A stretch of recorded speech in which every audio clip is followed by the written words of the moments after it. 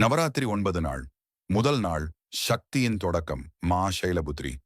வாழ்க்கையில் எதையும் தொடங்க தைரியமும் மன உறுதியும் அவசியம். சவால்களை அஞ்சாமல் எதிர்கொள்வதே உண்மையான வெற்றி. இரண்டாம் நாள் அறிவின் வழி. பிரம்மச்சாரிணி. ஒழுக்கம், கட்டுப்பாடு, கல்வி இவை இல்லாமல் வாழ்க்கை நிலை பெறாது.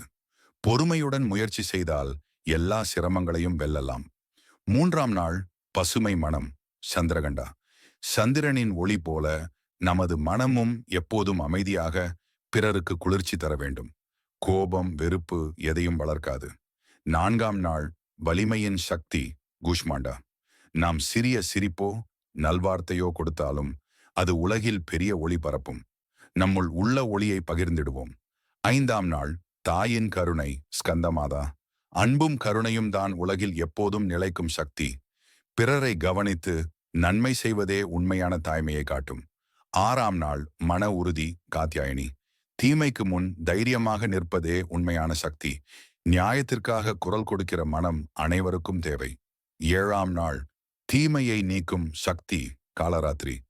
வாழ்க்கையில் இருட்டு வந்தாலும் அதை களைந்து வெளிச்சம் காட்டுவதே நம் கடமை. சிரமம் எதுவும் நம்மை சாய்க்க முடியாது. எட்டாம் நாள் செழிப்பு, வளம். மகாகௌரி. அழகு என்பது உடலின் அழகு மட்டுமல்ல, சுத்தம், நேர்மை, எளிமை என்பவையும் உண்மையான அழகே. அவையே வளத்தையும் தரும். ஒன்பதாம் நாள் வெற்றியின் நிறைவு. சித்திதாத்ரி. நம் முயற்சிகள் நிறைவு பெற தன்னம்பிக்கை தேவை. நம்பிக்கையுடன் முயன்றால் எதையும் சாதிக்க முடியும். அதுவே வாழ்க்கையின் வெற்றி.